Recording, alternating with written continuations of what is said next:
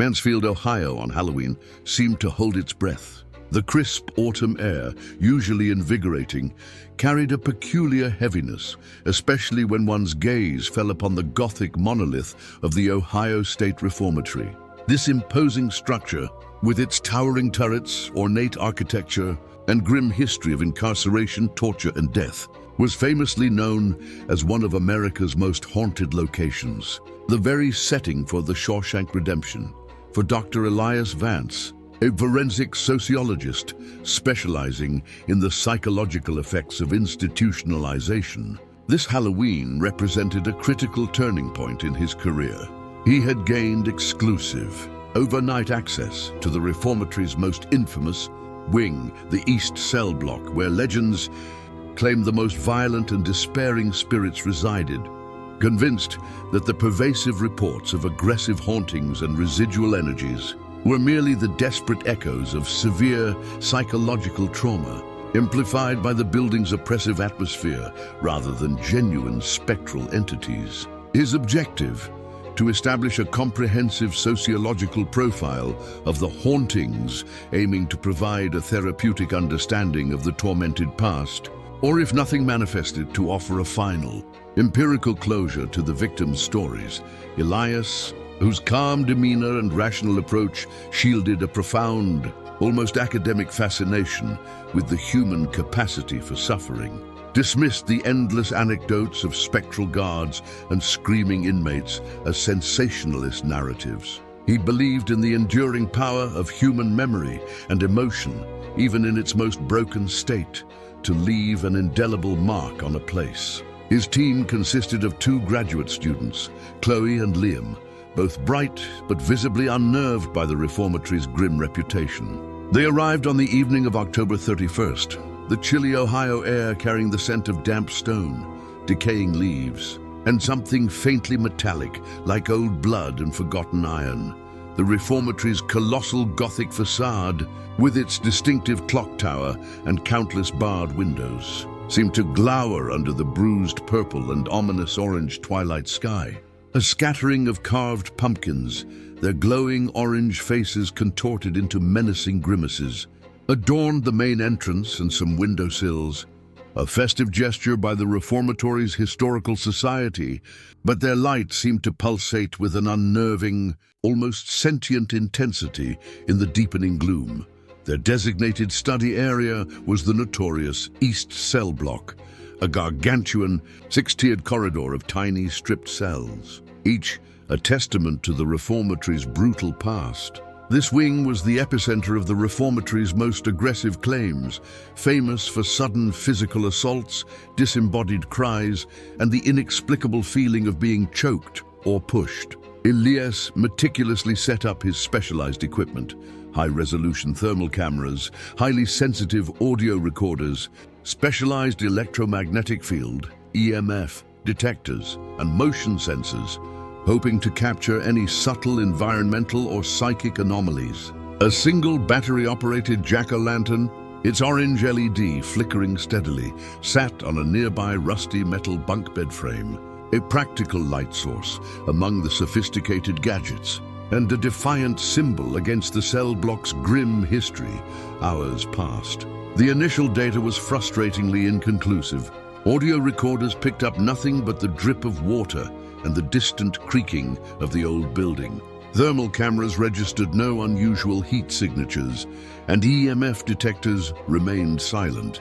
Elias, his voice calm and analytical, began his video log, a hint of professional satisfaction in his tone.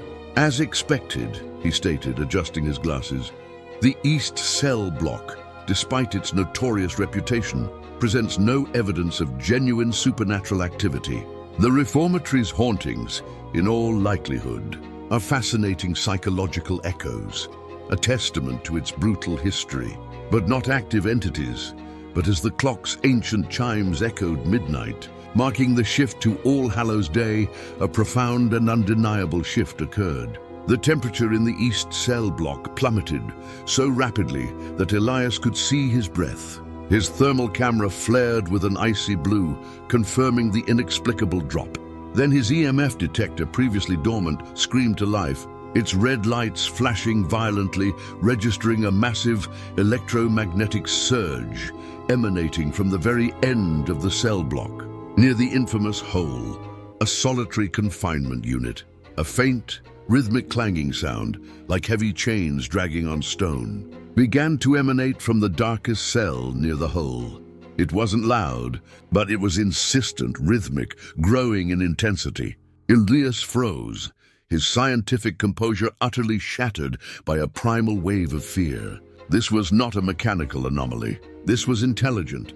This was active. Is anyone here? Elias whispered, his voice tight with a fear he hadn't anticipated. The clanging stopped abruptly. A guttural moan, low and laden with profound agony and ancient malevolence, filled the cell block, echoing from all directions as if coming from the very stone itself. It was the sound of unspeakable suffering, centuries old. Then from the absolute darkness of the cell near the hole, a shimmering, translucent figure began to coalesce. It was indistinct at first, like swirling smoke, but slowly, horrifyingly, it began to take the shape of a man. His features were gaunt, his eyes hollow pits of despair, yet burning with an intense, pulsating orange light. His body was clad in tattered, spectral prisoner's garb, his wrists and ankles bearing the phantom marks of heavy shackles. His presence radiated an overwhelming aura of ancient evil, profound rage, and predatory intent. This was not a residual haunting. This was an intelligent entity, a revenant. Elias recognized him from historical records as Mad Dog Malachy, a notoriously violent inmate who died in solitary confinement in the early 20th century. His spirit forever bound by his torment and a dark, forgotten pact. And he was here. Elias's academic detachment dissolved completely. This was real. Terrifyingly, impossibly real. Malachy, Elias stammered, clutching his recording device. Mad Dog Malachy. The spectral Malachy did not speak. Instead, a torrent of vivid, horrifying images flooded Elias's mind. Early 20th century Ohio State Reformatory, a time of brutal wardens, forced labor, and merciless discipline. He saw Malachy not as a mere inmate, but as a man whose violent rage was slowly consumed by an ancient parasitic entity bound within the reformatory's foundations. The reformatory itself was not just a prison. It was its cage, its feeding ground. The extreme suffering and violence of the inmates, especially those in solitary confinement, served as a macabre fuel for the entity, allowing it to grow, to manifest, to find new hosts. The entity sought to culminate its harvest on Halloween night, to solidify its physical manifestation through a grand final transformation, ushering in an age of violence and terror. The pumpkins outside, Elias realized, were not just festive. They were unintended beacons, their orange glow mirroring Malachy's malevolent eyes. Drawing his attention to the surface, the images clarified a horrifying truth. Mad Dog Malachy was merely a conduit, his rage exploited by an unimaginable occult entity.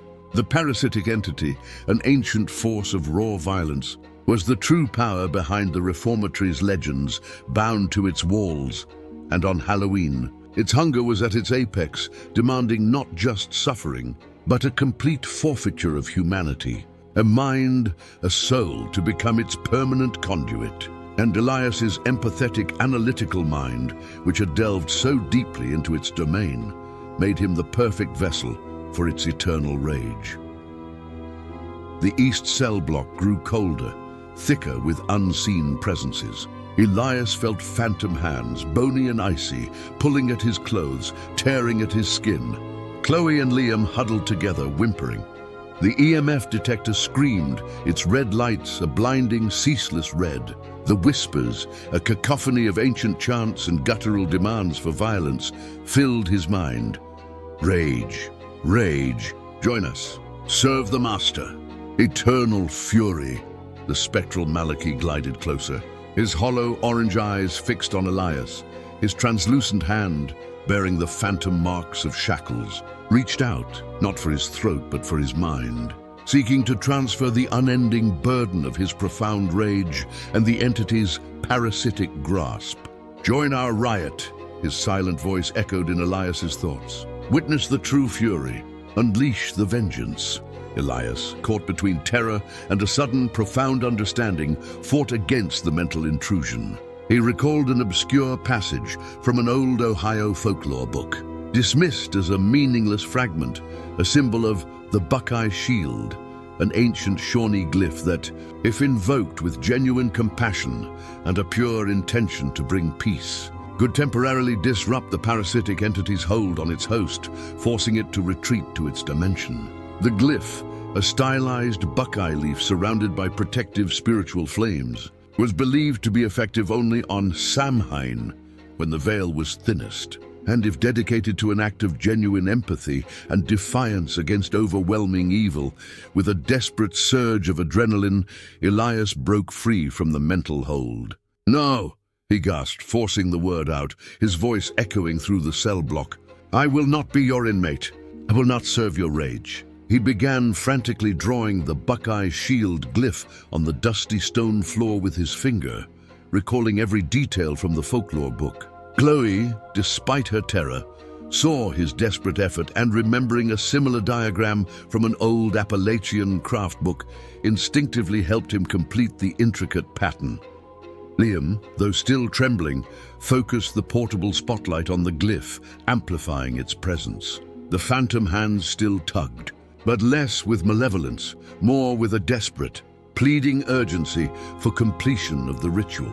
As the glyph was completed, it pulsed with a faint, shimmering golden light, starkly contrasting with the dominant orange. The spectral Malachy roared, a sound of ancient fury, his form flickering violently. The orange glow in his eyes wavered, replaced by a momentary flash of frustration, then pure, unadulterated hatred. Malachy lunged, but as he crossed the boundary of the glowing glyph, his form distorted, shimmering violently as if struggling against an invisible barrier. The ancient chants and whispers ceased abruptly. The surrounding shadowy figures, the remnants of the entity's influence, recoiled, their orange glows dimming to nothing. Elias, seizing the moment, remembered another detail from the folklore.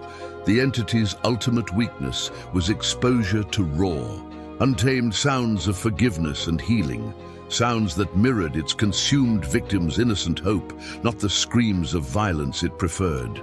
He looked at his small LED-lit pumpkin, still flickering on the rusty bunk bed. It was a simple, harmless object, but now it felt like a conduit for a different kind of power. With a desperate prayer for the innocent prisoners, Elias grabbed the pumpkin. "This is not your prison, demon," he screamed, his voice ringing with defiance. "This is the sanctuary for their stolen humanity, the sound of their lost peace." He hurled the glowing pumpkin towards Malachy. The pumpkin struck the spectral form, not with force, but with a sudden, blinding burst of pure golden light, accompanied by the ethereal, soothing sound of a whispered apology. Malachy convulsed violently, letting out a final, ear-splitting shriek that tore through the reformatory, a sound of ancient pain and absolute defeat. His terrifying form dissolved into shimmering, golden particles that drifted upwards through the ancient stone ceiling, ascending into an unseen, ethereal light, finally banished from the physical realm. The cell block returned to its chilling stillness, but the oppressive malevolence was gone. The EMF detector fell silent, the temperature normalized.